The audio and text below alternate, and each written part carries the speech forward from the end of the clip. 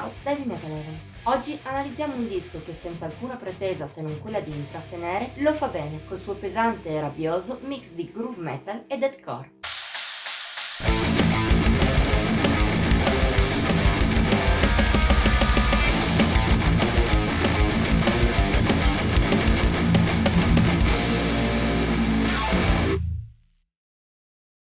Nel mondo del metal c'è chi punta a creare musica profonda e impegnata e chi invece non ha altre aspirazioni se non divertirsi e divertire in maniera onesta.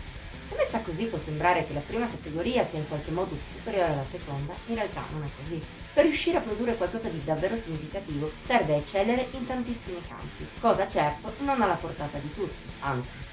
Perciò, piuttosto che un album ambizioso che però fallisce in parte o del tutto i suoi obiettivi, noi preferiamo uno che intrattiene e basta, proprio come Tearing Your Soul Apart. Secondo album dei mantovani Crowdead, uscito autoprodotto lo scorso 27 ottobre, non aspira al capolavoro, ma mantiene la promessa del suo titolo. Lo fa in primis grazie allo stile, la base è un groove metal classico moderno, su cui la band innesta influssi metalcore e in particolare del sottogenere deathcore. Li si sentono in molte scelte ritmiche e anche nei vocalizzi di Roberto Renoffio, a metà tra growl e tipico cantato fluido.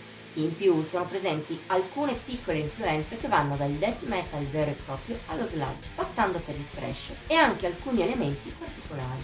Per esempio, qua e là i Crowdead piazzano un campionamento o un momento elettronico, piccoli tocchi di personalità per un genere non banale ma neppure inedito. Nonostante la relativa mancanza di originalità, tuttavia, Tearing Your Soul Apart riesce lo stesso a non sfigurare, merito delle buone capacità del gruppo lombardo che sa dare una grande energia ai propri riff, potentissimi e dritti in your face.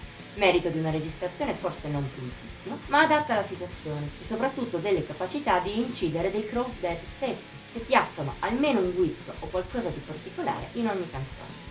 Certo, dall'altro lato, nei suoi 30 minuti scarsi, Tearing Your Soul Apart a tratti tende a essere un po' omogeneo e ci sono pochi brani che spiccano con più forza. Ce la fanno solo Paralyzed, di grande energia e molto dinamica a eccezione del malato, efficace del down centrale, e Everything Ends.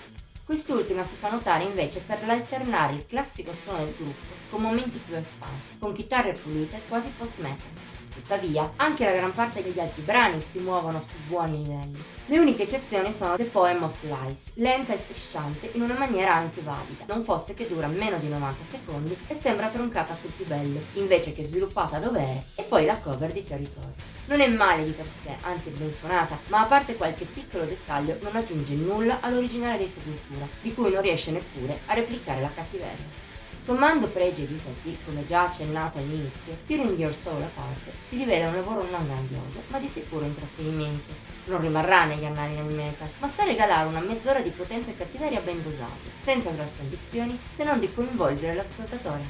È probabile che non sia adatto a te se cerchi qualcosa di più originale o profondo. Se però ami anche del metal semplice e divertente in maniera pesante e rabbiosa, allora noi ti raccomandiamo almeno un ascolto.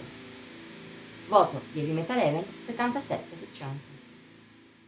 Anche per oggi è tutto. Se hai apprezzato questa recensione ti invitiamo a mettere like, a commentarla e a condividerla. Puoi inoltre iscriverti al nostro canale e attivare la campanella delle notifiche per non perdere neppure uno dei video che pubblichiamo ogni settimana. Infine ti esortiamo a seguirci su Facebook, Instagram e Pinterest. Trovi i link in descrizione. Ci vediamo la prossima volta.